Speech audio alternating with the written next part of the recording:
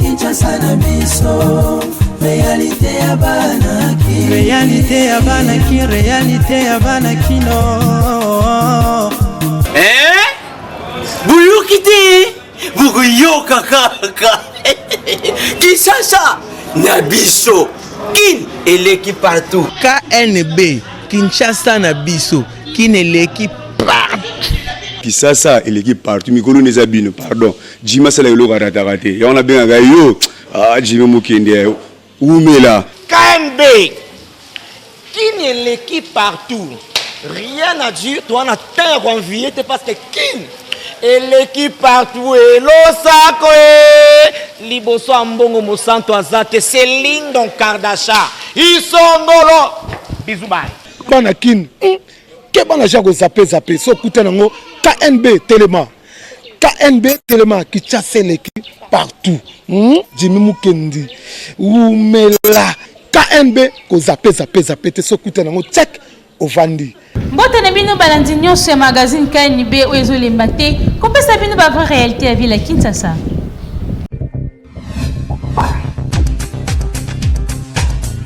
On doit mettre sur pied un état de droit. Au nom du Père. Et dans un état de droit, il y a une justice indépendante. Du Fils.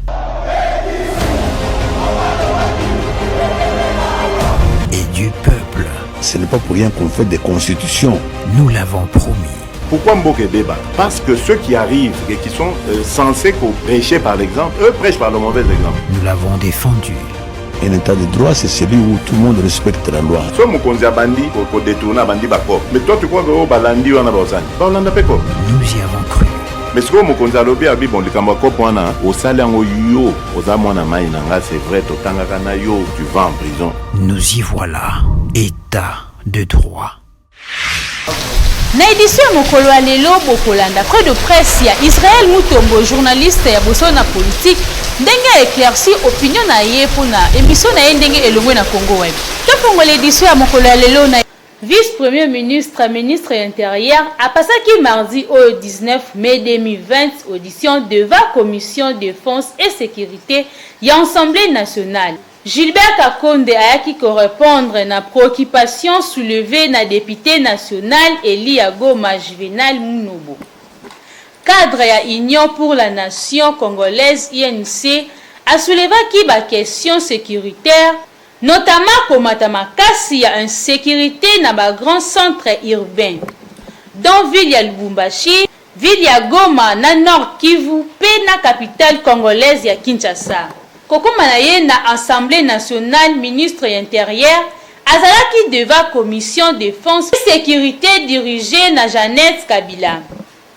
Au-delà ya komata ya baka ya ba insécurité, Gilbert Kakonde a évoqué pe lisusu situation sécuritaire na ensemble ya territoire national pe alobi ke bazali ko travailler na ba service nyonso ya sécurité on a commettre fait na insécurité oyo honorable Juvenal Munobo a soulevaki. Na Nord Kivu 11 groupes armés ya Lubero va déclarer fait ya bitumba nyonso pe ba massacre ya basalaka. 11 groupes armés actifs na territoire ya Lubero ba wuti ko déclarer ba tiki na bango mabe nyonso oyo babandai ko sala na ba massacre nyonso oyo bazalaki ko sala na ba zone nyonso ezalaki sous contrôle na bango. Na déclaration yango oyo basalaki lundi le 18 mai oyo ba groupe armé ba décidé que ba ko procéder na désarmement ya 2550 combattants na bango na ba centre ya désarmement à partir ya semaine prochaine. Ba combattants na bango nyonso ba kokende na ba centre ya désarmement ya Kimbulu na ya Nziapanda na Lubero ndenge balobaki na déclaration na bango. Kasi basengi désarmement yango il faut installer na présence ya MONUSCO pour la destruction ya ba armes yango ba munitions pe biloko mususu ya ba militaire pour na ba mettre fin na circulation ya ba minduki lisusu na kwewana bazali pe ko réclamer libération ya ba ninga na bango ba combattant misusu o bazana ba prison ya région annulation ya ba poursuite judiciaire nyonso contre ba signataire ya déclaration oyo pona ko encourager ba misusu oyo baza nanu na bazamba éparpillé na République démocratique du Congo ba sala lokola bango. Administrateur ya territoire ya Lubero alobaki ke azo reconnaître que déclaration wana e komaki na bureau na ye pe azo zela ke nyonso oyo e komami kuna e kokisama nde akosala commentaire na likambo yango. Ba groupe signataire ya déclaration yango ezali ba groupe oyo UPDI, RML, APRC, PRM, PRMC, Léopard RC, PRC bar AP, CBB, Triple Fox, Corps du Christ, PFULC. Tokanisa ke bandeko oyo bako tenir na parole na bango oyo balobi po ete ba massacre nyonso oyo esalamaka na mopanzi ya Lubero ekoma na suka. Kinshasa eleki partout. Na dossier 100 jours, David Blatner azalaki liboso ya bazuzi na tribunal grande instance ya Gombe lundi oyo 18 mai 2020. David Blatner, DG à Safricas, a comparaîtra qui lundi oyo le 18 mai devant tribunal ya grande instance ya Gombe na affaire ya détournement ya mbongo ya l'État lié na programme ya 100 jours ya chef de l'État. Selon organe ya loi David Blatner comme directeur général ya Safricas, société oyo ezalaki chargé ya kotonga ba somouton a détournaki somme ya 1,272,135 $. Ezalaki mbongo oyo il fallait esala misala ya somouton na rond-point Sosimat na commune ya Gombe. Na requête na ye po na ko fixer ba date ya audition parquet général près la cour d'appel ya Kinshasa Gombe atalisaki mayenini bazali ko reprocher directeur général ya Safricas ezali détournement ya 1,394,201 $. Oyo ezali premier raconte pona ba achat ya ba matériaux ya construction ya saute mouton ya ba avenue Libération ex 24 novembre P Sergent Moké. David Blatner a prometaki ke a coopérer na justice na tango ba pesaki ye liberté provisoire le 27 mars 2020 moyennant caution ya 51 millions de francs congolais. Donc DG ya Safricas na dossier oyo ya 100 jours azali pièce maîtresse pour dossier yango ezali ko impliqué batu ebele notamment Benjamin Wenga ancien DG ya OVD. Pe na moment oyo tribunal elingaki et déclenché instruction na affaire yango ba avocat ya DG ya Safricas na cadre ya formalité introductif d'instance ba sollicitaki ba poussa muke date ya audience pour et permettre na bango ba étudier na bolai nyonso dossier ya client na bango pour jusque là selon bango bazo maîtriser malamu te dossier yango pe bazuzi bandimaki pe affaire ezalaki renvoyé le 1er juin 2020. Affaire à suivre Kinshasa et l'équipe partout. Fonds national ya solidarité contre COVID-19 oyo ezali na coordonnateur pasteur Dominique Moukanya pe adjoint na ye Jean Moulongo balasaki premier appel pour na kotika badon. Bolanda elema oyo. Appel yango esalemaki au cours ya lancement ya ba travaux ya Fonds national ya solidarité contre coronavirus oyo esalemaki lundi le 18 mai 2020 na lycée Monseigneur Chaumba na présence ya ba membre nyonso ya conseil consultatif pe ya comité de gestion. Na yango mutu nyonso ya motema malamu ba entreprise publique to privé ba institution ba partenaire humanitaire pe développement bazali invité ya proposer geste ya solidarité na kosala don en espèces to en nature topé na ba transaction bancaire na ba compte ya FNSCC. Coordonnateur a précisé que ba ko procéder na ba remise ya ba récit na ba tout nyonso oyo ba ko pesa contribution na bango na compte ya FNSCC pour na ko garantir transparence ya mbongo oyo mutu nyonso akopesa. Comité consultatif pe comité de gestion ba beleli na bana Congo nyonso partout esika bozwami okota likambo oyo pe bande ko mosusu ya bonne volonté bosunga bango pona ko aider comité ya riposte ya COVID-19 basala misala malamu pona ko silisa maladi oyo na République démocratique du Congo. Po esengeli koyeba ke les 18 mai oyo RDC est totalisé déjà 1623 cas confirmés. Peli sous pour un rappel, Fonds national et solidarité contre coronavirus FNSCC et Zalaki investi na mokonzi ya mboka Félix Antoine Tshisekedi pona mission moko kaka ya koluka pe ko sangisa misolo pona kosunga baye nyonso oyo bazo travailler pona lutte contre maladie oyo ya coronavirus ba personnel soignant ba services médicaux pe hospitalier na ba entreprise pe ba structure mususu économique oyo ezali particulièrement touché na ba conséquences économiques financières pe sociales na propagation ya pandémie oyo ya COVID-19 pe pona ba mesure oyo ezwamaki pona ko limiter propagation na yango bana ya Congo bo chama ele na dossier oyo potolonga pandémie oyo na mboka na biso Kinshasa et l'équipe partout. Gouvernement ya RDC président ya ba kit complet ya ba test rapide na cellule ya riposte pour na COVID-19 bolanda elema oyo. Na komba ya gouvernement ya République démocratique du Congo de premier ministre Ilunga Ilunkamba accompagné na ministre ya santé le docteur Etienne Longondo a remetaki ba kit complet ya dépistage rapide ya COVID-19 na Institut national de recherche biomédicale INRB na Mukuse. Lo yango ezalaki réceptionné et pa ya docteur Jean-Jacques Mouyembe. Le secrétariat technique remercie le gouvernement pour ces gestes. L'arrivée de ces tests rapides va nous permettre d'augmenter notre capacité de diagnostic et surtout nous pouvons maintenant connaître la façon dont le virus circule dans la population. Et avec cela, nous pouvons donc prendre des mesures comment nous devons lutter contre cette épidémie. Donc mon message, c'est vraiment un message de remerciement pour ces gestes que le gouvernement vient de faire, parce qu'avant tout, nous n'avions que des tests reçus, n'est-ce pas, de partenaires. Et Zaba kit ya dépistage oyo eko permettre na équipe ya riposte ya kolandela malamu koleka ko panzana ya maladi na kati ya population. Aujourd'hui, le gouvernement, à travers le Premier ministre, est venu remettre le kit de test de Covid au secrétariat technique. Je crois qu'il y a plus ou moins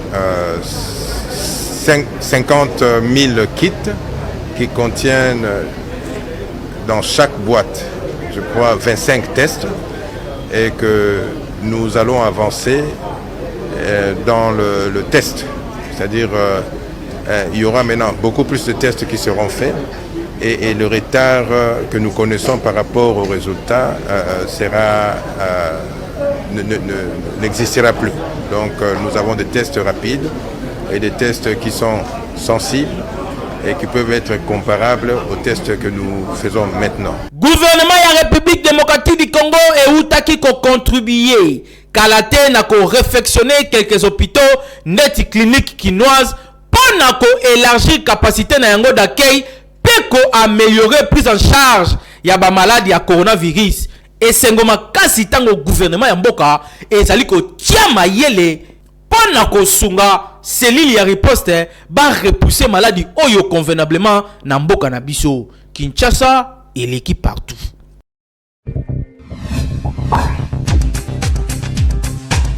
Coordonnateur du Mukendi a continué côté un espace libre pour la sensibilisation ya coronavirus. Bandeko nanga ya Kinshasa, bandeko nanga ya République démocratique du Congo, boyebi que l'heure est grave. Mboka na biso ezali na souci, tozali na problème o ekweli biso à travers le monde entier. Likambo oyo ya coronavirus. Ndeko congolais respecter ba consigne nyonso epesami na bakondi. Ba consigne ya hygiène esengeli toye ba ndenge nini toko repousser yango parce que ezali ko sala déjà ba mort bozali koyoka o ezali koleka na Italie. Yango na biso en tant que ba leader d'opinion, biso en tant que ba serviteur na bino auto serveur bino à travers ba média na casquette nanga ya coordonnateur ya magazine Kinshasa na biso na ko annoncer bino boye bato nyonso to pe ba autorité nyonso oyo bazali na message lié na coronavirus pour la sensibilisation, c'est-à-dire bozala une association, bozala structure, bozala individu, message na yo ezali ko kende na sens ya ko sensibiliser bandeko, na sens ya ko appuyer riposte oyo tozali ko sala awa na magazine na bino KNB ekoleka gratuitement. KNB magazine na bino Kinshasa na biso et qu'on continue à servir bino ndenge longo bani boyebi ke bolandara biso chaque jour à partir de 18h30 na Show TV, à partir de 19h30 à PIC TV et puis à partir de 20h30 na Baraka TV.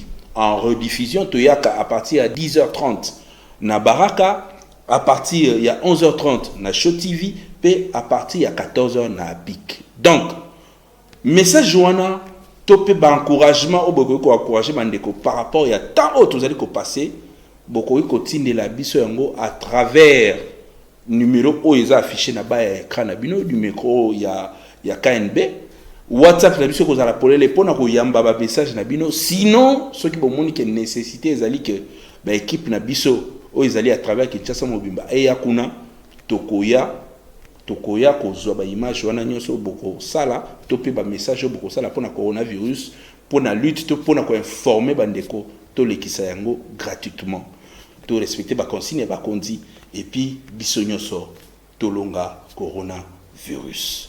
Évolution ya coronavirus RDC est enregistré le long 91 ka bolanda elima oud. République démocratique du Congo est enregistré qui lundi le 18 mai 2020 91 nouveaux cas confirmés à COVID-19 selon bulletin quotidien et comité et riposte contre coronavirus. 89 cas ezali ya Kinshasa, PD cas ezali ya Okatanga. Bulletin na bango et lobi peli susu 508 cas suspects ezali en cours d'investigation. P 1665 patients bazo répondre qui na ba traitement na bango 18 nouvelles personnes guéries pe déjà bazali notifié pour kalate bako bima na ba hôpitaux comité pe elobi ke mutu akufi te na baka oyo nyonso ezalaki confirmé ou to lobby depuis début ya épidémie oyo déclaré le 10 mars 2020 total ya baka est commis na 1629 dont 1628 cas ezali confirmé pe moko ezali na observation 61 décès jusque là pe 290 personnes de esi babiki ville ya Kinshasa ezali na ye moko kaka nombre ya 1511 cas suivi na province ya Congo central oyo azali na 82 cas confirmés puis Nord Kivu avec 16 cas Okatanga 13 cas Sud Kivu 4 cas Ituri 2 cas P enfin Kwilu 1 cas. Mais le sous même bulletin wana kaka indiqué que gouvernement de la République démocratique du Congo à travers premier ministre naye Sylvestre Ilunkamba bauti ko remettre na bango lundi au 18 mai 2020 na ville ya Kinshasa le moko important ya ba kit complet ya ba test rapide na COVID-19 et pas ya ministre ya santé le docteur Etienne Longondo pe yé na tour na yé apesa ki yango na maboko ya secrétaire technique ya comité multisectoriel na riposte contre coronavirus le professeur Jean-Jacques Mouyembe Tamfum lo yango eza na 50 000 kits complets ya ba test rapide na COVID-19 fabriqué na firme belge Zentec oyo eza na Liège na Belgique pour la ministre ya santé ba kit wana et qu'on permettre na équipe ya riposte et avancer na ba test pour na ko éviter ba retard na ba résultat na bango pe le professeur Jean-Jacques Mouyembe yé alobaki ke ba test oyo et qu'on permettre na secrétariat technique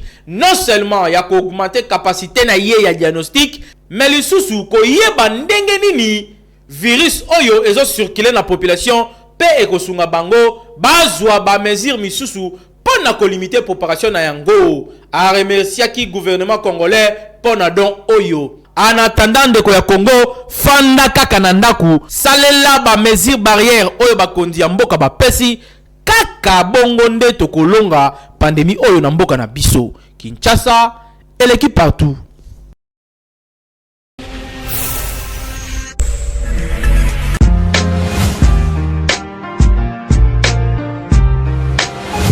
Entreprises, institutions publiques et privées, ONG, partis politiques, commerçants, sachez que la communication constitue le socle de l'émergence de vos activités, produits, services et marques. La communication ne s'improvise pas, mais les méthodes et les stratégies de la communication s'apprennent. La Mouture ASBL organise la session de formation spécialisée en communication des organisations en 2 mois. Premier niveau, communication 360 degrés, les relations publiques et relations presse. Deuxième niveau, marketing marchand, marketing politique, conception publicitaire et gestion d'agence conseil en communication.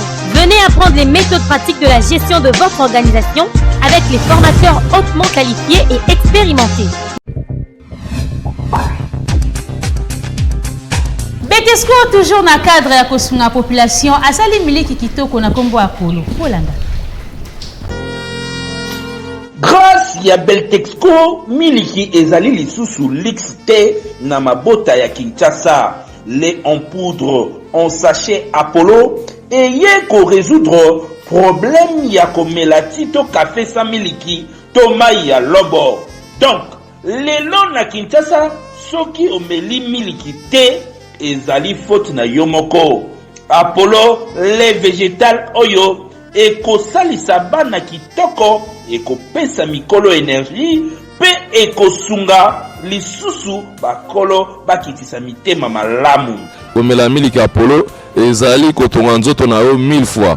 Ezali kobakisa ba immunité na corps na yo po tozala résistant na mopepe nyonso oyo ya microbe atake nzoto na yo. Donc miliki Apollo ezali kotekama partout na ba boutique na ba ligablo na ba alimentation okuta miliki Apollo en sachet. Ezali miliki ezali moins cher mais qualité ya bien. Miliki Apollo, miliki kitoko. Désormais, pas de complexe na Kinshasa pour Beltesco apesi ba Congolais occasion ya komela miliki ndenge olingi. Kasi miliki yango nini? Apollo kitoko makasi. Après de presse, il y a un journaliste Israël Mutombo, il y a politique. Oui, c'est un qui m'a collé à l'élo na Africana Palace. Na Congo web, na contrat na biso, bango bazoche la biso. Espace, koso kaka espace. Na espace wana boyo ka ndenge mettre pour expliquer. Na kati espace bazo disposer pe plateau pour que tout ça l'émission directe. To bandaka derrière la rediffusion ça la penza passi. Et on a bazo rediffuser biso na minuit. Bazo rediffuser biso na minuit 30. Donc on a ba info dernier. Mais ton dima yango pamba te to yebaki ke to lia matebele la kimia mais to boyi ngombe la passe. Les choses ont évolué. Tokomi na mois de mars pour aller plus vite. Tomoni Congo ouais ba komeli biso lettre. Akati ya lettre wana. D'abord avant tokoma na lettre. Lettre ezali avant d'aller tokoma na lettre. Na komi koyoka kaka makambo na couloir. Makambo ezolo ba de gauche à droite, est-ce que makambo nini bazolo ba na yoka na couloir. Israël a somi mutuka mususu. Wana bazolo ba na couloir. Nazo rappeler que tant on a eu na Congo et na eu bientôt te na eu na mituka déjà mi balé. Et puis nzambe nda pesinga yango. Soki mituka eko kozala élément ya kolakisa mutu abongi, c'est que mutu azali bomo azolo ba makambo modelo wana. Parce que mutu musu akoza na mutuka eza moyen de déplacement pesa choix ya mutu. Mutu musu akoza na mbongo mais apoyi kosoma mutuka. Eza choix na ye. Mutu musu azana lopango mazo futela quelque part. Eza discipline ya mutu. Mais soki omoni mutu akoki komona kosoma motoka mosusu ekomi indice ya kobonga bino bopesa nga réponse est-ce que ça jalousie to eza eloko mosusu nana yebi na ye koyoka eloko mosusu balobi o abakisi babiro mosusu et puis abakisi baagent mais papa mosala tozosala eza po totikala lokola bato bazobela kwash bakotambola lisu te mpona kokola tokosala mosala tolonga na point a malembe po tomata na yoka ki moka na nzela nga bibolo kwa bazolo ba moni likambo ba yebisi oyo moko te moyo pesa mo importance ezali abibo totala kaka mikolo epusani na ye komona ba komelinga leke na Congo we nake na kati ya réunion wana ya Congo we ya liboso d'abord ngai navandi na PDG Shabani yoka makambo ya zoebisa ngai tango yaki awa ozalaki na mbongo te osengaki ngai nandimaki ofuta $300 na maloba na yo moko me mikolo epusani quand même yo moko ozomona kozozwa mbongo ebele bainvité bacalcule na ye nazo répéter makambo sous contrôle azotanga maître Raphaël Kibuka qui est informé de cette situation kulutu Frank Biom azali informé na mambo nazo lobo po baza bato bakotaki likambo wana quand même moi mbongo emati ba revenu na yo soko zo ya ma invité moko na émission soko invité apesi yo muke to ba par jour kozwa 200 bazobetela nga calcul eza lokola polo lopango ofutela ke pa na ye mais obakisi bakaro abandi réflexion na vandi nazotala non il faut te revoir quand même moi mbongo tout ça mbongo ekozaka bongo te c'est vrai tango na yeki ne bande misolo ezalaki bongo te na sololaki par rapport à oyo nazala baliaka ngai na soni te nakoka kofuta mbongo zoloba te mbongo naza nango ka $300 andimaki nga kaka na $300 to signé contrat il y a 1 année. Dans le mois de mars, nous avons commis 1 année, pour 1 année aussi dans le mois de juillet.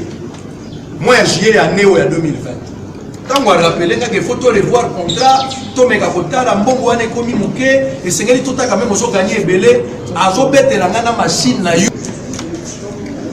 Monsieur Chabani a lobby nangai na futa $4,000. Na outi na 300 pour na futa $4,000. Papa. Société nini obino boyebi banda TV banda moto akofuta $4,000 ata ba principal na bofuta ata ya télécommunication na bofuta $4,000 le mois ana lobite mwana ekosimba to koti na ba discussion ebele ote osalaka 20 heures du temps osalaka 20 heures du temps ya 20 heures na diffusion et puis la diffusion salaka 40 heures papa nazanga mon côté bato nyonso balekana na chaîne ba magazine ezebele pourquoi chaka rigueur na makambo wana te kako yangai mbonga YouTube si ma discussion ya biso na ye natangi bato bazalaki na kati natangi maître Raphaël pona ngai avocat natangi maître Rigen pona ndeko Shabani avocat et puis natangi ndeko Gilbert na biso mibale lokola 5 toyokani boye eloko ya sika ekoti eloko ya sika we ekoti na contrat utokosala na demande na ye mbongo elongwe na $300 après discussion tokomi na $700 eza d'abord rebelle mais tondimi yango badouble ndako mais tondimi kofuta 700 et puis ya mibale toye koyokana mpona ba heure ya rediffusion parce que problème nezalaki soko osali émission na tongo direct na ère à rediffusion aux autres tourner les sous. On a expliqué que ma raison est zalaka. Beaucoup zala tongo bosali actualité mais na moi actualité mon sous se produit. Pour la bosala temps réel, il y a possibilité pour y tourner na heure wana. Et quoi ça le problème té. Après c'est la condition avant ça la bombe il faut senga ou informer ngai au préalable. Na trouva qu'il y a un problème té. Alors biso qui y était. Vous voyez ko lo bana ndeko Gilbert. So ki ndeko Gilbert azate aux DG de commander.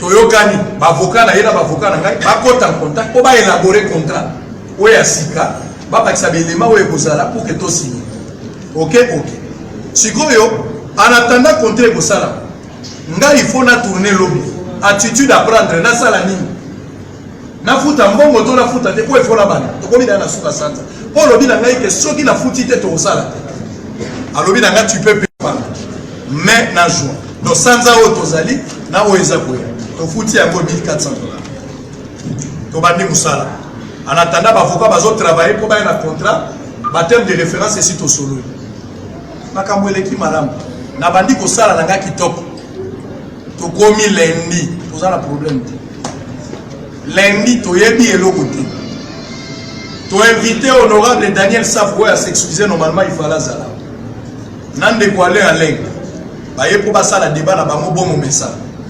Les téléspectateurs baza et belé à travers la République et puis le monde bazali plus de 50 millions de personnes ba o balanda boso na police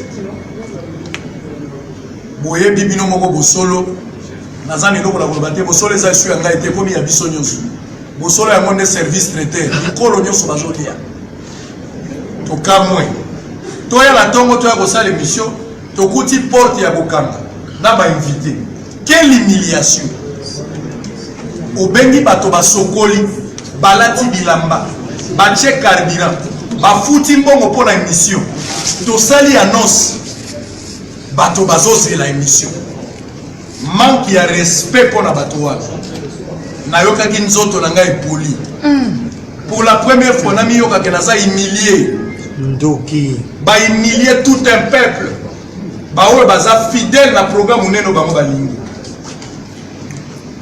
natuni raison enini monsieur Maurice oyo azali directeur ya programme alobi nango tuna monsieur Bodo azanasi natuna Bodo ekomi saisa ena kalungu natuna Bodo abinga natikaki côté ya régie et finalement ils ont pris le courage de me dire que c'est sur instruction ya Chabani aboyi tokota po totourner émission. Quelle était la raison? Quelle était la raison pour éviter? Alors, Ngai Lokola, s'il vous plaît. Ngai Lokola moto oyo azo prôné pour l'état des droits. Moto azali respectueux ya mibeko na koka qui commis ça de la justice te. Qu'est-ce que j'ai fait a priori? Na bengi batoni. Na informé avocat na ngai. Avocat pe ba informé na parquet. Parquet atindeli biso ba inspecteur po ba ya ko constater na biso lolenge ba pekisi biso to kota na ba droit na biso. Po soki na lobaki likamba. To na força ki ko buka forte comme destruction méchante. Oh Israël a sali. Oh sursaut d'orgueil. To kota te. Ngala za mwana nzambe to kokene na logique o wana. Mabo pembe. Na ndimi ko ki mambango seke na yokani na mabako. Kokene gapo. Bozalaki ebele ya kolanda magazine KNB kase komi na suka soki bosepelaki na édition ya mokolo ya lelo bopesa merci na équipe rédactionnelle mobimba ya KNB na sima ya caméra tozalaki na Hervé Zaka double poumon na réalisation tozalaki na Natasiata bobosana te ko s'abonner massivement na chaîne YouTube Kinshasa na biso Kinshasa yo et l'équipe partout Magazine